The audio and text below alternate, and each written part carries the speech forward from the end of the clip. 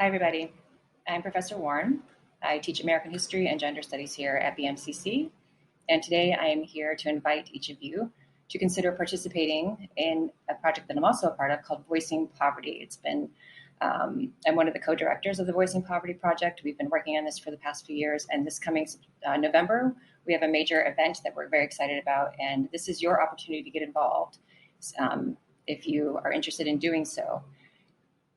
What I mean by getting involved, there's many ways you might become a part of the project. You might choose to share your own story in the Voicing Poverty Initiative.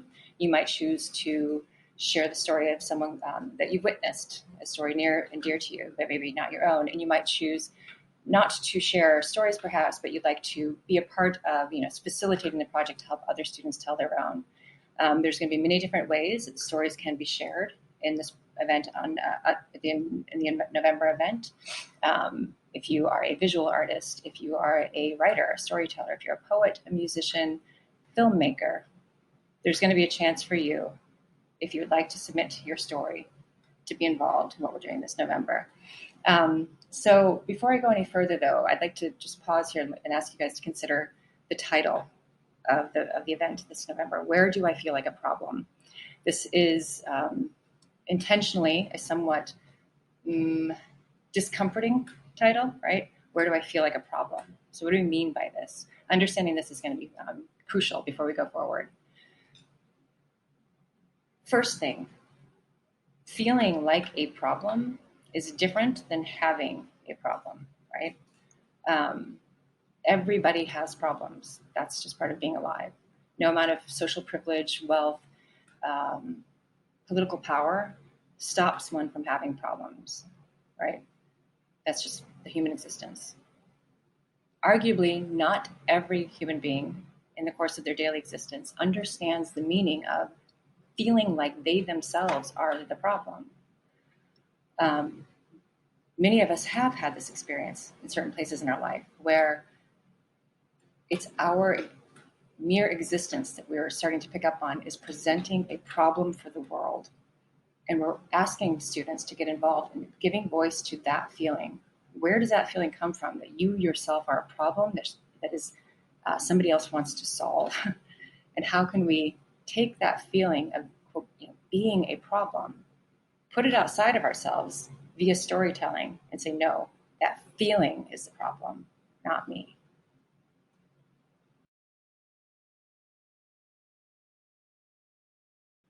So before we go any further, I just want to give you guys a brief understanding of what the Voicing Poverty Project is all about and why you might find a value in becoming involved yourself.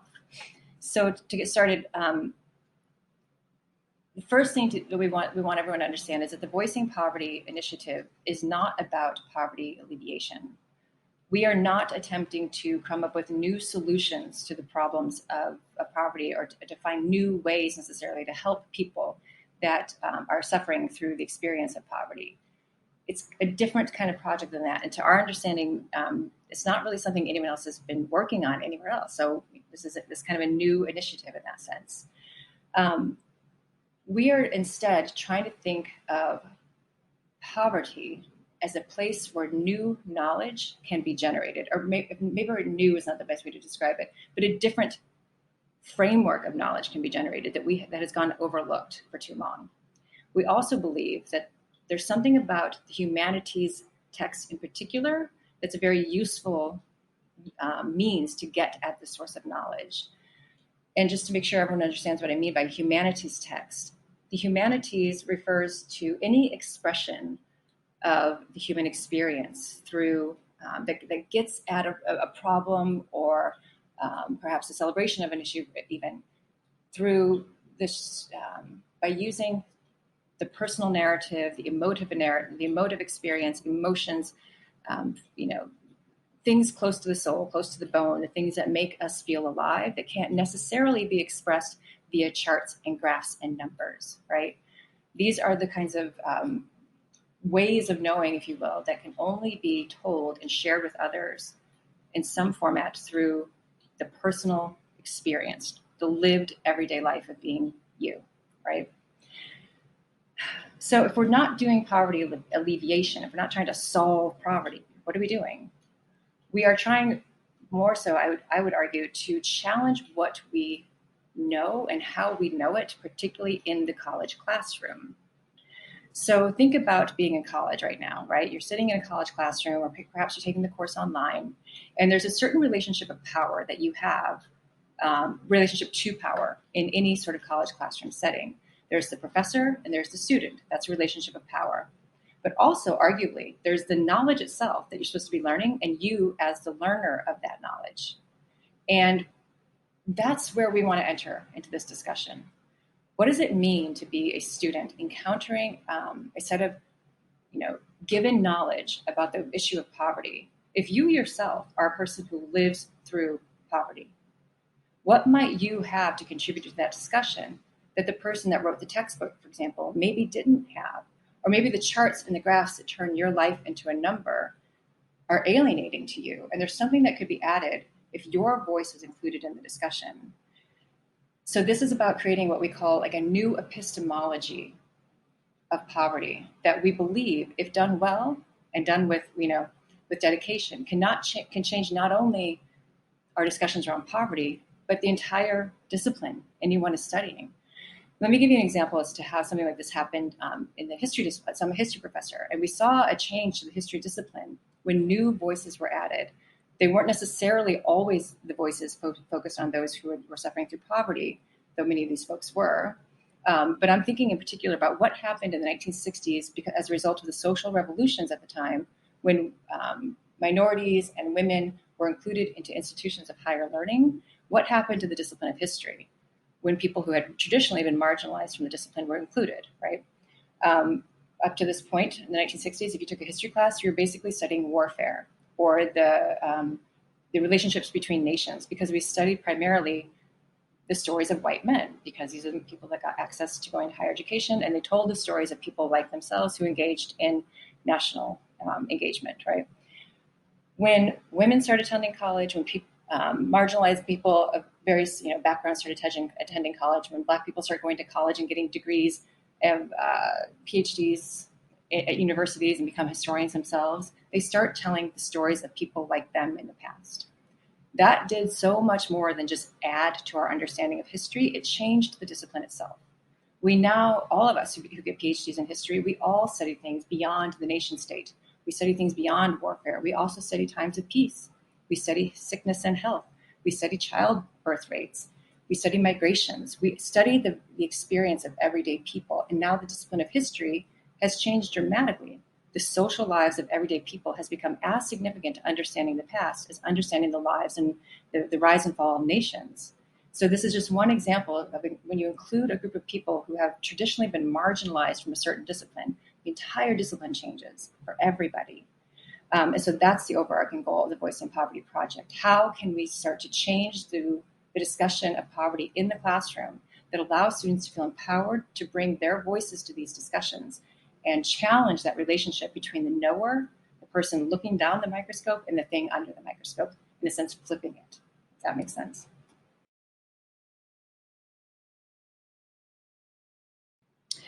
So let me share with everyone how we arrived at this framing of thinking about a project centered around the notion of problem, the feeling of being a problem.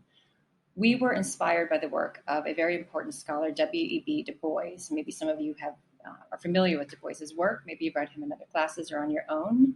Du Bois is often understood as one of the founding voices or minds in the American sociological tradition. He has a PhD from Harvard. He had earned his PhD from Harvard University in the field of sociology, and he was a prolific author in sociology and in history. Souls of Black Folks is considered one of his most important contributions to American thought. It is a collection of some previously published essays that kind of come together to provide many things to the reader. Part of it is a history of Reconstruction, life for many Americans after the Civil War has ended, slavery has ended, and there's a transition toward including Black Americans into the body politic for the first time. Importantly, though, for all of us, he is also writing about this, what he calls, what's come to be understood as double consciousness, this experience of living in the world as both yourself and yourself being looked at by others. In particular, he's writing about what does it feel like to be a Black man in America at the time that he's writing, walking through the world as both himself with his own eyes upon the world, observing, trying to understand the world that he lives in, but constantly aware of the fact that people are looking at him as something to understand as a problem. So in the first chapter of Souls of Black Folk, it's called Spiritual Strivings, he begins his history of Black life in America by asking this question: how does it feel to be a problem? So I'm going to share with everyone in the next slide, we're going to listen to a short passage from the text. This is Du Bois himself. Well, it's not his voice, actual voice, but these are his words being read to us, where he articulates this feeling. Between me and the other world, there is ever an unasked question. Unasked by some through feelings of delicacy, by others through the difficulty of rightly framing it. All, nevertheless, flutter round it.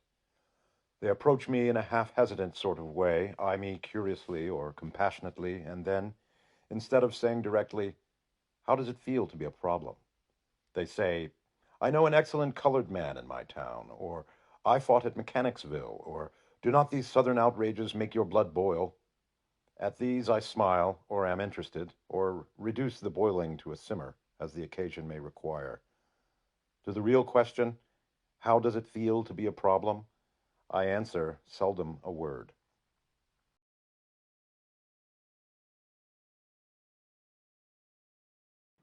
Okay, so hopefully now you have a sense of what our goals are here and why we're inviting folks to get involved. I'll just refer back to what you just heard briefly here, and it's that last few sentences of that passage, where he says, I'm not really ever directly asked this question. It would be perhaps out of place, perhaps it would be rude for someone to directly ask this question, even though that's in the back of people's minds when they see me saying, I barely speak a word to it. It's up to us as readers, it's up to you as readers, as thinkers, to decipher for yourself, is he regretful that he's often denied the opportunity to speak a word directly to this problem? Or does he want the problem, the feeling itself, to go away, right? This is for us to decide for ourselves. So we have decided, thinking about this question, how does it feel to be a problem? We've decided to open this question up a little bit as we're thinking about issues of poverty in particular.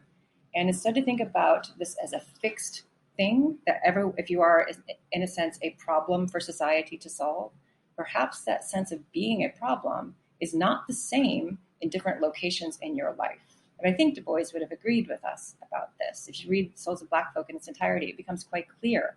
There are places where that feeling of being a problem ceases to exist. And then it becomes right back to him if he goes to a different kind of location.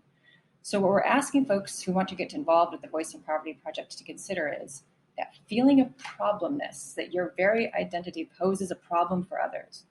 Where do you feel it? And why do you feel it there?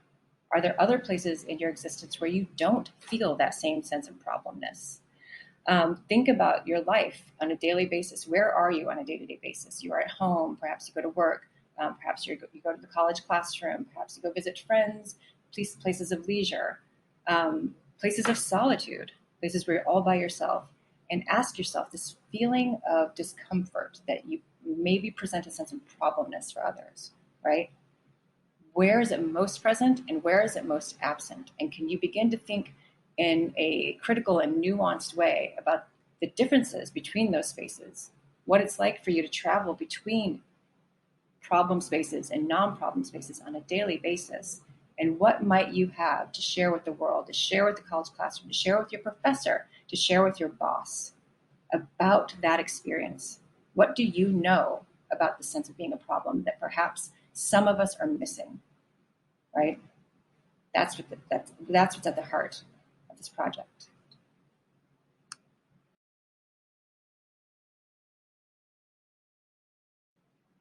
If you're watching this on your own at home, I invite each of you to hit pause right now and just take a look at the slide and look at these different sort of places that we've come up with. There are many, many more that aren't here, right? You might think of the future, dreams that you have for yourself as a place. You might think of memories you have of your own life or memories your family has shared with you about the past as a place.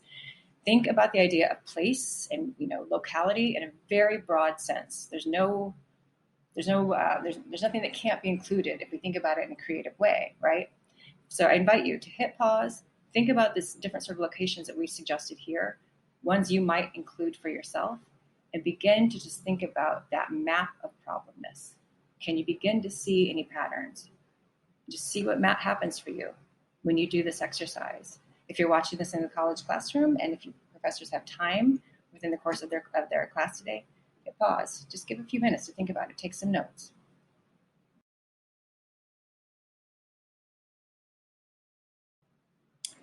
So this is where we invite you to participate if you would like to be a part of this project in any way. So there's many different ways you can become involved in the Voicing Poverty Project and its relationship to the Du Bois text. So like I said, we are working on developing an event that's going to happen in November on campus, and it's going to be a student-centered event. There's going to be many different sort of stages, if you will, of the event that day. And more details to follow as we get a sense of who wants to be involved and in what capacity. So not a ton of details yet. This is kind of up to us. We're building this as we go, and your help is needed in this. We need the voices of our students to help us understand how this event should unfold. There will also be, between now and November, you'll see some invitations, some emails sent out, what have you, about other ways we're going to kind of build up to the November event. So, for example, we're going to be hosting some read-ins of the Du Bois text. In particular, we're going to be focusing on the first 2 chapters from Souls of Black Folks. So if you don't have a chance to attend one of these read-ins, I invite you to find the text on your own and just check out these first 2 chapters and honestly read the whole book. It's worth reading. It's a beautiful text that everyone should read. If you don't have a copy of the book, you can go to the library. We have many copies here at the BMCC library. If you order one online, you can find them easily for like 95 cents or something like that. There's so many copies out there available. And it's also available for free if you download the PDF. So you don't have to pay to get a copy of the text.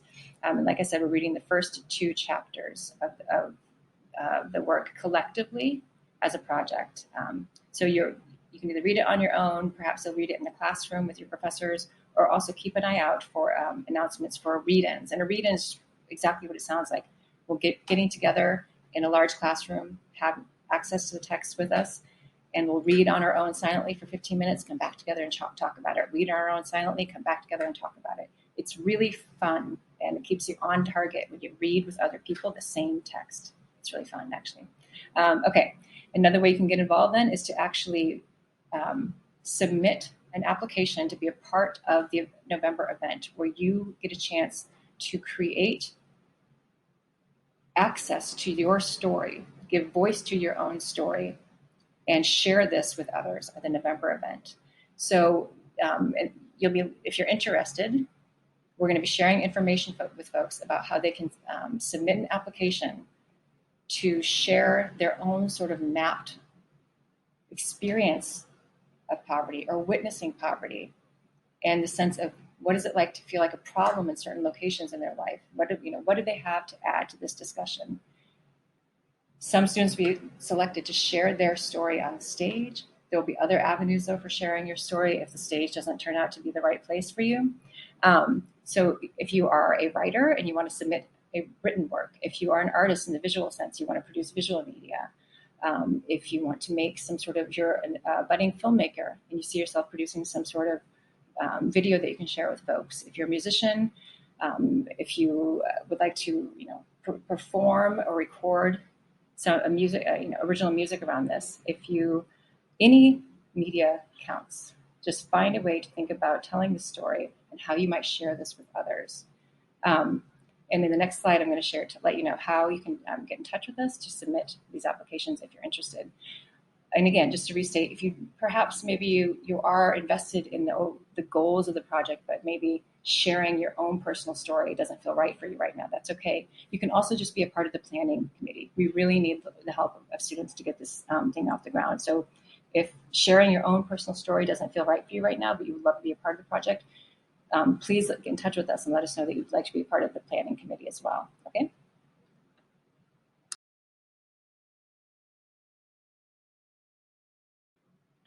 Okay, so if you're watching this in the classroom, hopefully your professor has passed out the document that we have made for each of you. Basically, this is just a way for us to hear from students that are interested. First thing we'd like to ask students to do is to, in just a few sentences, you don't have to spend a ton of time on this, but just engage with the question. Where do I feel like a problem, right? Tell us just a little bit about your relationship to the question itself. And you could submit this to us, either hand the form, the actual hard copy form, back to your professor. If you don't have access to this form in the classroom right now, or perhaps you fill it out and you lose it, you don't get it actually into professor, that's okay. Don't panic. We also have access to the online form via Google Doc. And you can also just email us if you want to if you want to ask more questions and just get access to answering this question at voicingpoverty@bmcc.cuny.edu. Once we collect all these forms, this is just kind of, in a sense, this is our sense of getting the initial interest from students. Who is, at this point, after hearing what you've heard, interested in getting involved, not quite sure exactly how you want to get involved, but you do, right? We're going to be collecting all these forms, this sort of general call out, if you will. And from that point on, if you join that sort of general call out by giving us permission to send you emails and even perhaps send you invitations to a WhatsApp group, you'll also get access to the bigger application. If you're interested at that point in submitting a piece of artwork or an essay, that'll be the application process will be sent to you. Sorry, will be sent to you once we get your Google form or the actual hard copy form of what you just filled out in the classroom. Okay, I think that's all you need to hear from me from now. Again, just the steps to getting involved. Fill out the Google form either online or the hard copy that you have in front of that your professor just passed out to you and turned it back in.